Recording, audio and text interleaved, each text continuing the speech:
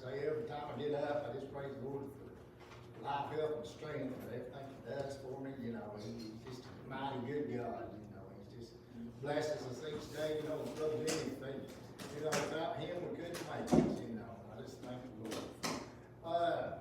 What we're going to be teaching on tonight is sort of what Brother Jacob was talking about. You know, it's sort of our healing. You know, the things that God heals us from, and you know, things that maybe you know, we don't see sometimes that God heals us from, because sometimes we got a sort of what they call, Sister Lindsay, spiritual blindness, you know. So what we're going to sort of talk about tonight is in John chapter 9. We'll go through verses 1 through 12. We'll sort of explain them, and I'll sort of try not to be long-winded. You know, sometimes it's hard not to, but you know, we'll try not to be so long-winded tonight. But what we're going to start out with is where Jesus heals a blind man. You know, Sister Lindsay, you know, that's what we need to pray sometimes. Sometimes, you know, Brother Dad, we need to pray that the Lord will heal our blindness, our spiritual blindness. You know, we all may not be blinded as far as naturally, but sometimes, you know, Brother Jim, we get spiritual blindness. Sometimes we don't see what the Lord is trying to do for us, or what the Lord is trying to do for the church and stuff. And a lot of times, you know, if we let our mind get bottled up, you know, we think that maybe that everything's going on, that God ain't still moving in the church. But, you know, the Lord is moving in. So as we read right here, it says, and Jesus passed by, he saw a man which was blinded from his birth. So during the time of Christ, the blind men and those people with physical elements are considered a burden to society. So these people was burdened. You know, there was a big burden to them. Because, you know, they probably sat by the wayside, by the gate all the time, you know, bumming and trying to get money and stuff. But, you know, as they looked down upon these people as the lowest class in society, surely if Jesus would have noticed anyone, it should have been the rich. You know, that's the way we do. We sort of look down maybe the people that ain't got much, you know, people that ain't got a whole lot. And we think, hey, you know, we sort of consider the rich people. You know, I noticed there was a guy that come down there at Brother Mitchell's one time, and he was a comedian. What's his name? Anyway, he's a comedian. He come in dressed all, you know, slouchy and just all just looked all bad, you know, and eating crackers in church and all that. Well, everybody sort of looked at him, because we didn't know at this time that he was supposed to be the guest speaker, but he was, you know, he was the one that was really the guest speaker down there, but he was putting on the show. But you know, when he first walked in, he looked sort of like an old man, all dirty and stuff, and I'm guilty of it. I looked and I thought, man, what in the world is this man doing eating crackers in church? Then next thing you know, he was drinking a Coke, and nobody didn't know that he was the man. He was the man that's supposed to be the guest speaker. And you know, sometimes that's what we do. As our natural eyes, we look down on people that we don't even think that even should be in church. What in the world are them people coming in for? Him is low. We're looking for somebody that's rich, you know, somebody that's well known in the community. Well, you know, this is the way that this man was. You know, but it says, no, but Jesus looked in a different, he sees even the least among us, and that includes the blind man. So he looked at him. As Christians, we have the same assurance that no matter who we are, God will still take notice of us. God's going to take notice of us. He looks upon us. The Bible tells us that not even a sparrow falls down to the ground without God knowing it. The Bible tells us this.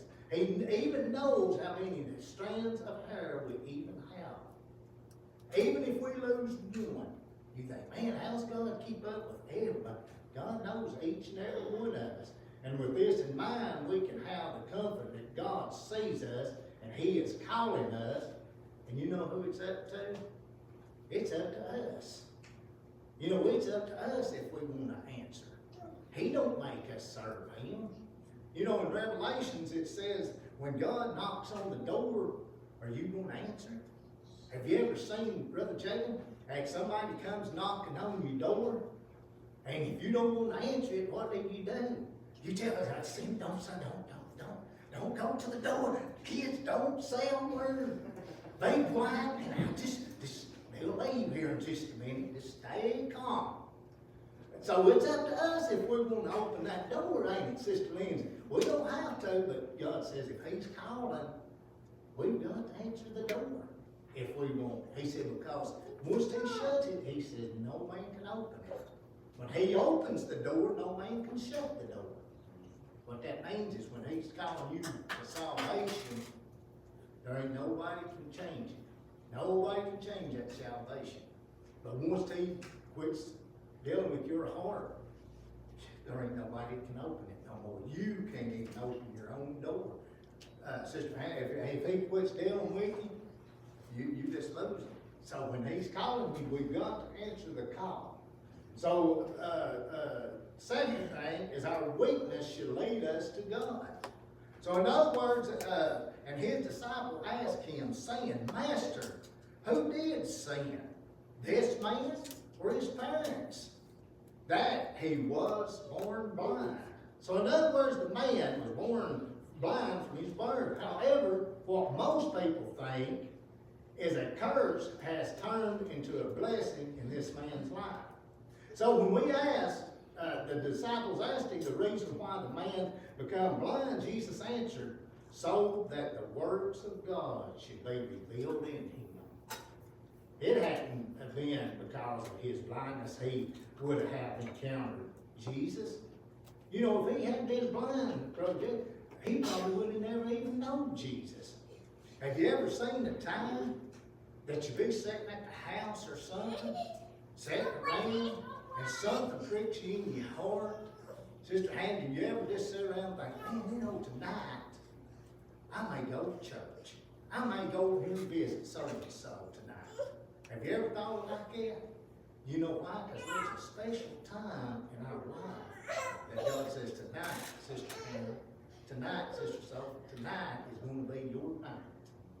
We don't know that. We don't know the reason that we go. Sometimes when you go off visiting somebody else, that's because God's got a special blessing for you. I've always said that when you go and visit, it ain't now just coincidence that you go. He says, in other words, if this man hadn't been blind, he would have never come. Because in most cases, those who are well and healthy are the ones who don't see the need of God. Do you go to the hospital because you're healthy? You don't go to the hospital and see the doctor because you're well and because that you're up, physical, ready to move. You go because you're sick, don't you, Brother Jack? So in other words, they that have a good life already, so why would they need God? However, those who are weak, sick, and in need are the ones who are more likely to encounter God and seek help greater than themselves. So if you're going through depression, if you're going through heartache, just like Sister Lindsay brought Shelby up, she didn't bring her up because she was well. She brought her up because she needs a miracle. She needs deliverance from this thing. So that's the reason that we come to God. So how can we apply this to our life? It shows that even in the midst of our trials, we can still find joy. We can find joy in the midst of our trials. God didn't promise us life free of problems.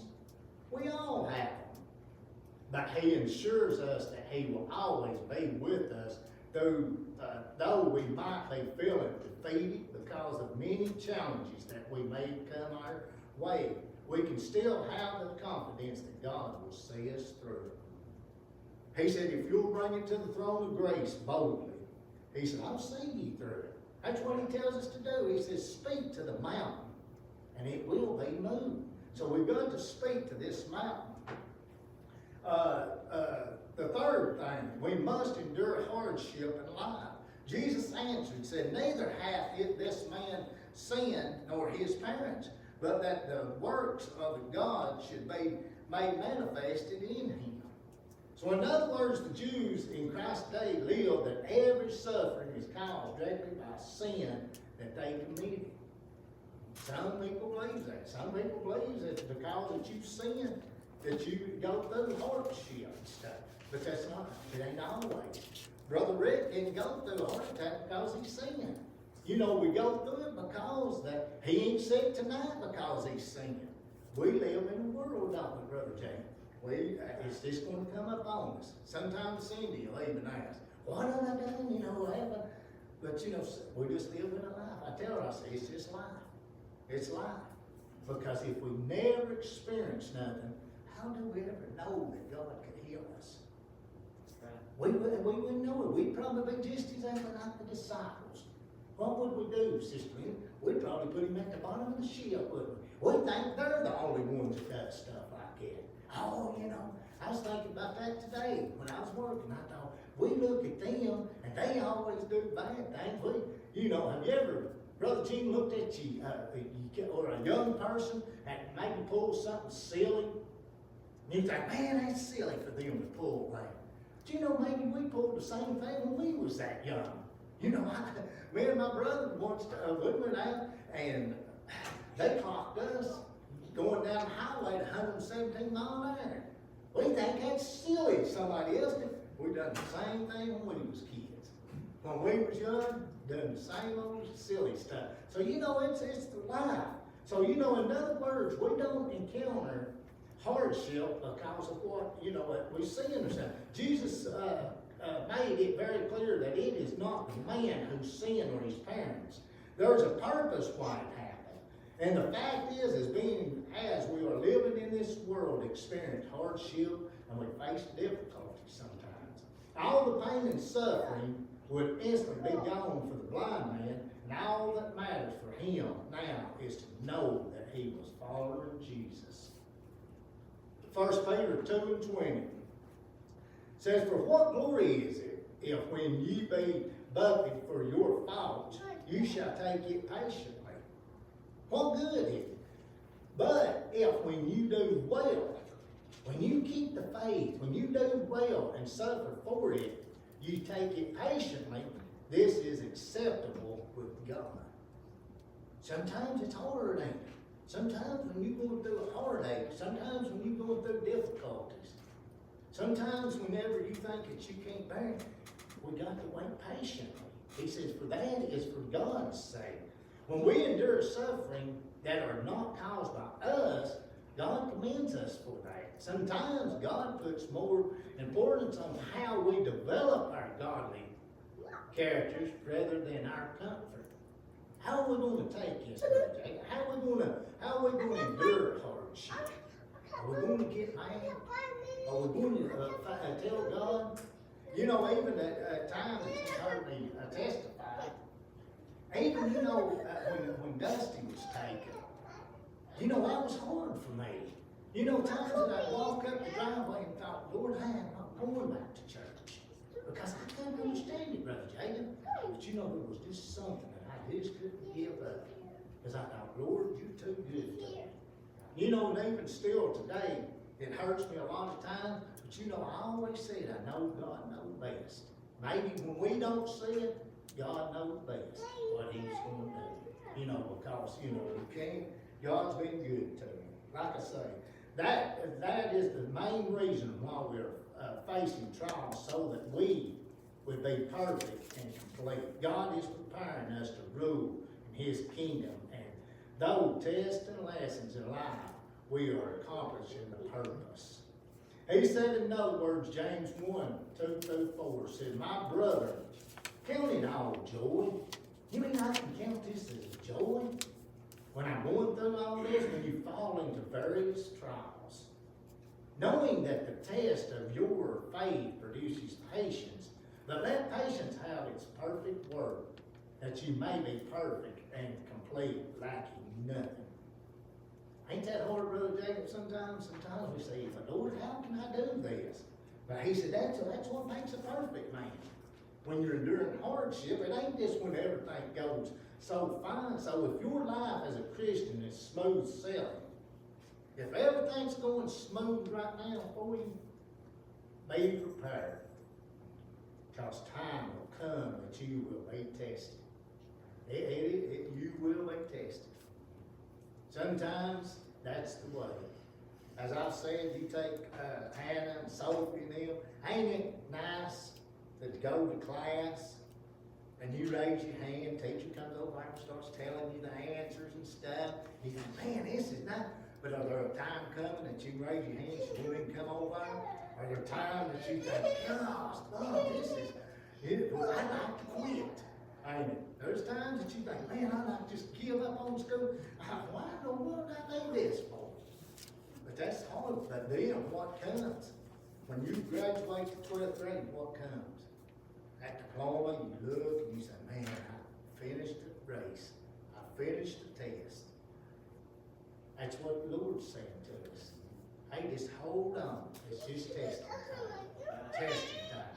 I went through the test, Brother Jacob, and I thought, Lord, where are you at? Where are you at, Lord? I thought, man, like I say, we've all went through times like that. Lord, have you given up on me? You think, gosh, am I ever going to come out of this thing? And one day, he comes. One day you pass that test. You know, that's what he's counting on, is us passing the test. It says faith and encouragement. Number 4 says, I must work the works of him that sent me. While it is day, the night cometh when no man can work. So in other words, we must follow God's commandments rather than man's tradition. You might wonder why Jesus Christ has to spit on the ground and make clay to anoint the man's eyes. And from our perspective, it sounds sort of weird that he done this. But obviously, Christ won't do anything without any cause or purpose. After all, Christ could have easily said a word or simply touched the man's eyes. But he didn't. Instead, he used clay and his saliva. This is important to see the reason behind his actions. So why did he do that? To show that he was God. Show that he was Christ. In other words, or number 5 says, as long as I am in the world, I am the light of the world. So we must work the works of God. Christ is a man with a mission, and he clearly knows his purpose right from the start. He's got priorities straight, and he will accomplish his goal without any doubt.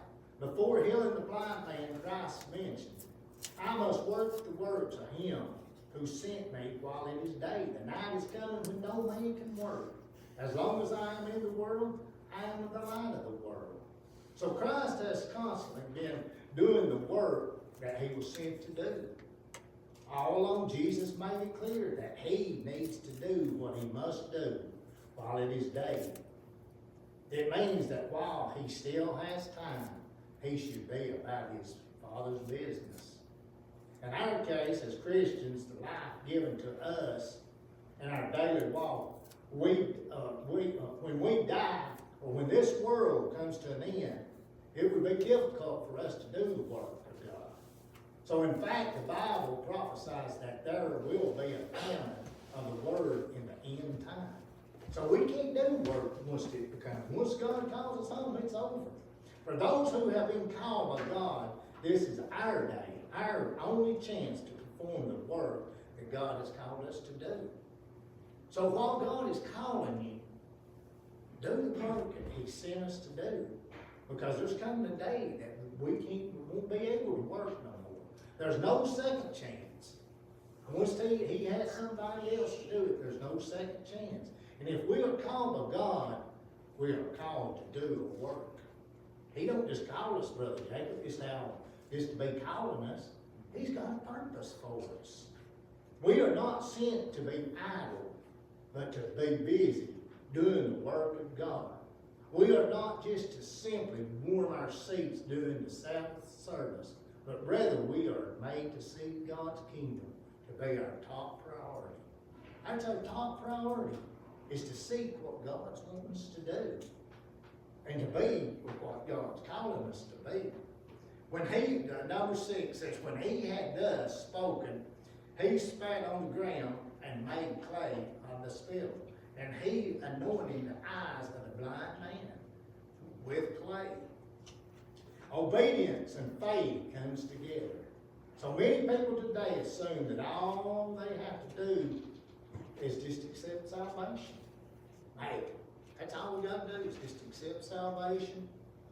Set us on a shelf over here, and that's it. That's all God's called us to do is just accept salvation. But no, that ain't all He's called us to do. They thought that since grace abounds, they can now do whatever they wish as long as they love one another.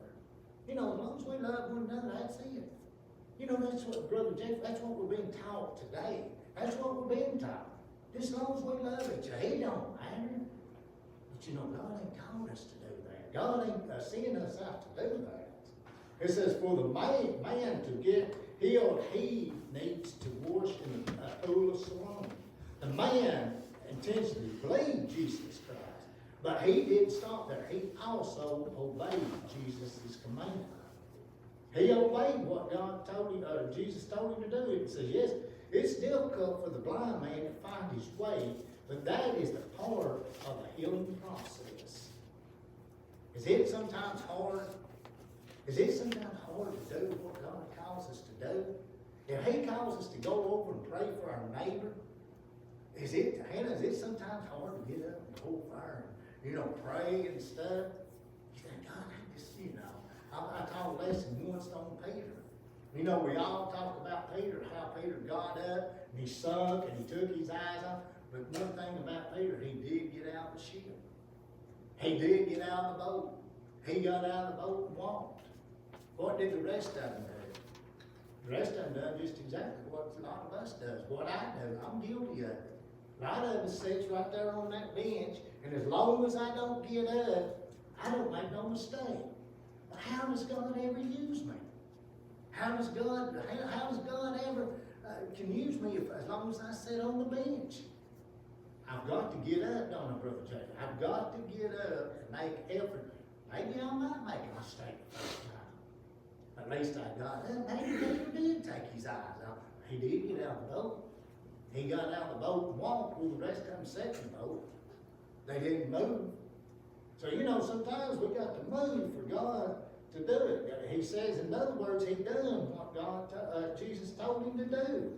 So as Christians today, many of us would like to receive God's blessings, but only a few of us would really like to do the commandments of God. Well, I'd really like to have more blessings. But Lord, I just can't really do what you tell me to do. We can't accept God to grant us good health or heal us of our infirmities when all the while we have a sinful life. He won't heal us. He won't heal us of our. We can't expect God to grant us financial blessings if we don't go out and work, if we're lazy. What did he tell Abraham? If we flip over, what did he tell Abraham? Did he say, Abraham, I'm going to give you this land, but the only thing I want you to do is sit over here on the bench, sit over here under the tree, and you don't have to do nothing. He didn't tell him that, did he, Brother Jacob? He said, get up and walk. He said, wherever your feet takes you is the land you're going to inherit. Abraham could have just sat there and not done nothing. That's what we do a lot of times. We don't want to get out and work. Finally, we can't expect God to grant us eternal life if we can't even follow His commandments. We've got to follow His commandments. Number 7 says, and said unto him, go, wash in the pool of Siloam, which is by interpretation sent. He went his way, therefore, and washed, and came seeing.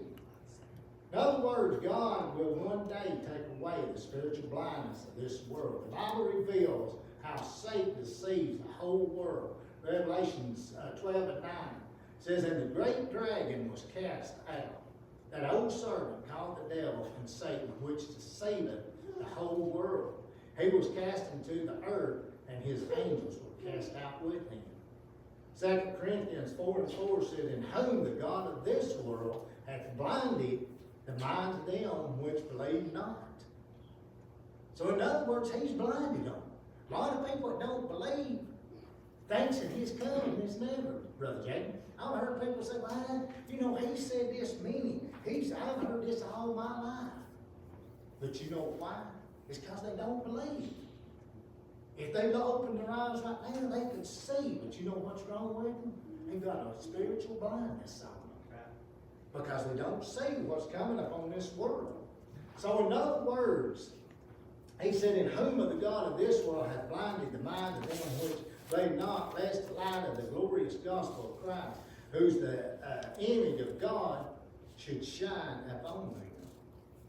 Therefore, the dangerous type of blindness that has affected the world is the sight of the old man. Christ's heel can easily be restored. However, spiritual blindness is more deeply rooted and difficult to get rid of because we don't believe it. We don't believe what they say. The healing of the blind man typifies the healing of this world from the spiritual blindness. The prophet Isaiah prophesied about this time when he wrote in Isaiah 25:7-8. It says, and he will destroy in the mountains the face of the covering cast over the people, and all the veil that is spread over the nation. He will swallow up death and victory, and the Lord God will wipe away all tears from off the face, and rebuke of his people shall he take away from all of the earth, for the Lord has spoken this. The Lord has spoken it. There will come a time when the veil of deception and darkness would be destroyed. So the prophet Habakkuk said, for the earth shall be filled with knowledge of the glory of the Lord, as the water covers the sea. This will be the glorious time when the world won't be deceived anymore, and they will know the only living true God who loves them to point that he has gave his son to die for us and to save us. Number 8 says, the neighbor therefore, and they which before had seen him, and he was blinded, said, is not this he that sat and begged? Is not this the man? We must be the light of the world. Before healing the blind man, Christ explained, as long as I am in the world, I am the light of the world. Today, the followers of Christ are also called to be light. Matthew 5:14-16 says, ye are the light of the world. A city that is set upon a hill cannot be hid. Neither men light a candle and put it under a bushel, but on a candlestick, and it giveth light unto all that are in the house. Let your light so shine before men that they may see the good works and glorify your Father which is in heaven. So in other words, we have because of the miracle done in him, a lot of people were astonished. They wondered and they marveled. They wondered about it. Therefore the neighbors and all those previously said, is this him? Is this the man? In other words, is it like, he said, I am he. I am that man. They couldn't believe it, Brother Jack. They couldn't believe it. So as Christians, we must be like that. Blind man. We must become a light into the world as well. So when other people sees us, do they see the light from Christ, or do they see darkness in our lives? Which one do they see? Do they see the light in us? When the situation becomes difficult, do we dim our lights? Or do we compromise our beliefs to do and keep our lights glowing brightly in the spite of persecutions? How do we act? Do we act like Christians, or do we grumble and gripe and complain? Or do we shine that light? Number 9 says, some says this is the others said he is like him, but he said, I am he.